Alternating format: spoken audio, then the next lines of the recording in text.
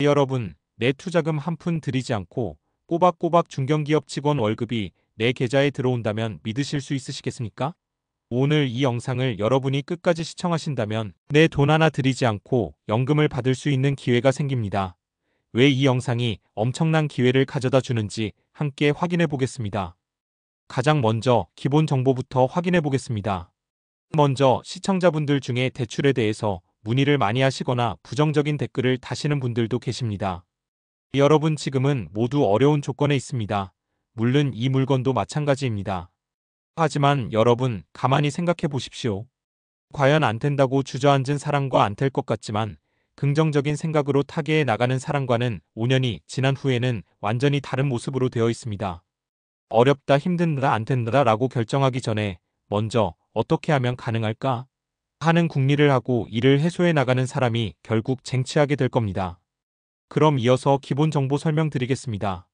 사건 번호는 2024 타경 1560 서울중앙지방법원에서 진행되는 이 물건은 감정가가 16억 9,400만 원이 넘는 건물임에도 불구하고 무려 3번 연속 유찰되었습니다. 그 결과 2026년 1월 7일 오전 10시 4차 매각에서의 최저 입찰가는 단 10억 8,416만 원, 즉 감정가의 64% 수준으로 내려와 있습니다. 보증금은 1억 850만 원 준비하시면 되겠습니다. 위치는 관악구 봉천동 95-2번지, 대지 45.98평, 건물 93.62평, 임대 수요가 가장 강한 서울대 낙성대 생활권의 중심지입니다. 원룸과 1.5룸 수요가 끊이지 않는 구간이기 때문에 감정가 대비 10억 초반대로 떨어졌다는 것 자체가 서울에서는 거의 나오기 힘든 기회라고 말씀드릴 수 있습니다. 오늘 영상에서는 입지부터 건물 구조, 임차인권리 분석, 그리고 실제 수익성까지 여러분이 바로 판단하실 수 있도록 하나씩 자세히 설명드리겠습니다. 여러분, 이제 이 건물의 구조와 주변 환경을 자세하게 설명드리겠습니다. 본 건물은 관악구 봉천동 95-2번지에 위치한 지상 3층, 지하 1층 규모의 철근 콘크리트 구조 다가구 주택입니다. 2016년 9월에 사용 승인을 받은 비교적 신축 건물이며 전체적으로 외벽은 석재 마감, 내부는 모노타일과 도배, 타일 등으로 깔끔한 상태를 유지하고 있는 것으로 확인됩니다. 먼저 대지 면적은 152, 약 45.98평, 건물 면적은 총 309.52, 약 93.62평 규모로 관악구의 원룸 밀집지에서 보기 드문 넉넉한 사이즈를 갖추고 있습니다. 각 층별 구조를 살펴보면 지하 1층은 약 76.2, 실질적인 1.5룸 형태로 구성되어 있으며 1층은 67.492, 전형적인 원룸 구조가 배치되어 있습니다. 2층과 3층은 각각 78.992, 76.982로 각 층마다 원룸 여러 세대가 규칙적으로 나뉘어 있어 임대 효율이 극대화된 형태입니다. 특히 옥탑층에는 약 9.842의 면적이 존재하지만 이 공간은 연면적에서 제외된 옥탑 구조로 창고 또는 추가 서비스 공간으로 활용되고 있어 입주자 동선이나 전체 세대 구성에 영향을 주지 않습니다. 다음으로 주변 환경입니다. 이 건물은 서울대 입구역까지 도보 약 8분, 낙성대역까지 도보 약 910분 거리에 위치해 있습니다. 즉, 두 개의 지하철역을 모두 생활권으로 누릴 수 있는 관악구 핵심 입지라고 할 수 있습니다. 뿐만 아니라 건물 주변은 단독주택, 원룸주택, 다가구 주택이 밀집해 있어 서울대 학생 직장인 연구원 수요가 매우 풍부한 지역입니다. 근처에는 서울문영초등학교, 관악구청, 예능교회, 관악산 입구 등이 위치해 생활 인프라가 이미 잘 갖춰져 있습니다. 차량 접근성도 나쁘지 않습니다. 건물 앞 골목은 다소 협소하지만 남부순환로까지 바로 연결되고 차량 진입이 가능해 원룸 수요자들이 선호하는 교통 환경을 갖추고 있습니다. 또한 버스 정류장이 도보권에 있으며 서울대 입구역 주변의 대형 상권, 카페, 편의시설을 그대로 활용할 수 있기 때문에 입주자 만족도 역시 높은 편입니다. 결론적으로 이 지역은 임대 수요 생활 인프라 교통 정주 여건 모든 측면에서 안정적인 곳이며 건물 자체도 2016년식 신축 구조로 세대 구성 임대 효율 면에서 매우 우수한 조건을 갖추고 있습니다. 여러분 본 건물은 위반 건축물로 등재되어 있습니다. 2017년 3월 3일 옥상에 패널, 주거라고 나타나 있습니다. 이 부분이 위반 부분이니까 참고하시기 바랍니다. 이를 해소하는 방법은 이전 영상에 올려놓았으니 필요하시면 확인해 보시기 바랍니다. 여러분, 이제 정말 중요한 부분인 권리 분석을 함께 진행해 보겠습니다. 여기에서 조금이라도 실수하면 엄청난 손해를 가져올 수 있습니다.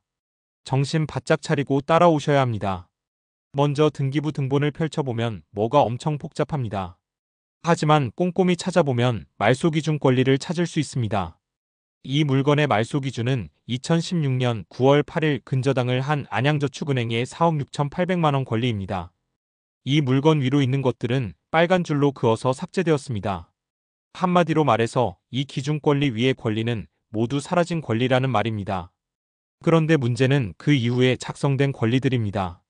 가압류와 임차권 설정들이 엄청 복잡하게 많이 있습니다. 하지만 여러분 아무런 걱정할 필요 없습니다. 이 기준 권리 이후의 모든 권리들은 경매가 끝남과 동시에 모두 소멸되어 버립니다.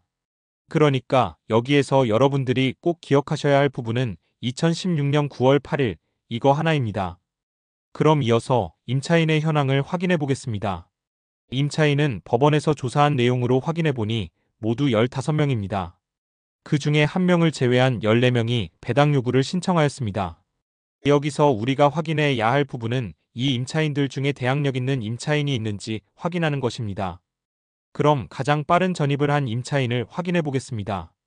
2019년 9월 20일 장호우이 전입을 하였고 확정일자는 받지 않았고 배당 요구도 하지 않았습니다. 이 장호우이 가장 빠른 임차인입니다. 그럼 조금 전에 기억해야 할 일자가 있었지요. 바로 2016년 9월 8일 장호우은 이 날짜보다 3년 늦은 전입입니다. 그럼 장호우은 대항력이 없습니다. 가장 빠른 임차인이 대항력이 없으니 그 이후에 전입한 임차인도 당연히 대항력이 없습니다. 결론적으로 말씀드리면 이 물건을 낙찰받으면 인수할 권리나 임대보증금 등 아무것도 없는 깨끗한 물건이라는 것입니다. 서울 시내에서 이렇게 인수할 권리가 없이 깨끗한 물건은 거의 없습니다. 여러분, 이제 이 물건을 최저 입찰가 기준으로 낙찰받았을 때 여러분의 통장에서 실제로 얼마가 빠져나가는지 그리고 대출과 자기자본이 어떻게 구성되는지를 아주 쉽게 설명해 드리겠습니다. 오늘 계산은 최저 입찰가 10억 8,416만 원을 기준으로 진행합니다. 먼저 대출 구조부터 보시겠습니다. 현재 1015대책이 적용되기 때문에 1주택자는 주택담보대출을 40%까지만 받을 수 있습니다. 따라서 이 금액의 40%인 약 4억 3,300만 원 정도가 은행 대출로 들어가고 나머지 60%인 약 6억 5천만 원 가까운 금액은 여러분의 현금, 즉 자기자본으로 직접 투입해야 합니다. 건물을 취득할 때는 가장 먼저 들어가는 비용은 취득세입니다. 오늘 기준으로 계산하면 취득세가 약 1,190만 원 정도가 나옵니다. 여기에 취득세의 10%를 별도로 부과하는 지방교육세가 추가되는데 이 부분이 약 119만 원 정도 됩니다. 그 다음은 등기 업무를 도와주는 법무사 비용입니다. 등기 절차, 권리 이전, 각종 확인까지 모두 포함해서 약 100만 원 정도가 일반적입니다. 여기에다 인지세라는 비용이 추가됩니다. 매매 계약을 체결할 때 국가에 납부하는 일종의 수수료인데 경매에서는 거의 대부분 15만 원이 고정적으로 들어갑니다.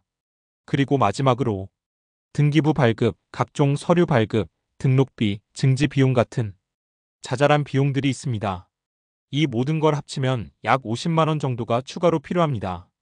이렇게 5가지 항목을 모두 합쳐보시면 총 부대 비용은 약 1,476만 원, 즉 1,476만 원 정도가 됩니다.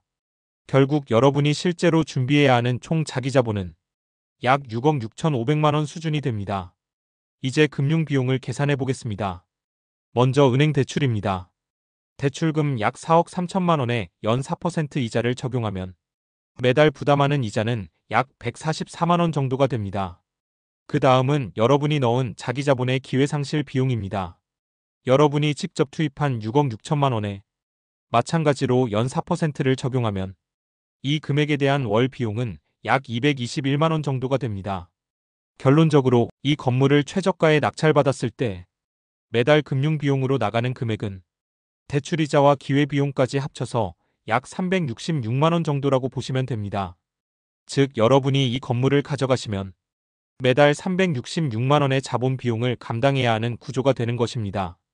이제부터는 이 물건을 낙찰받아 내 명의로 만들고 나면 얼마나 돈을 벌 수 있는지 확인해 보겠습니다. 그 전에 여러분, 여기 이 물건을 내가 낙찰받고 싶으시거나 경매로 돈을 벌고 싶으신 분이 계시다면 화면 아래 설명란에 있는 실전경매연구소로 연락을 주시면 성심껏 도와드립니다.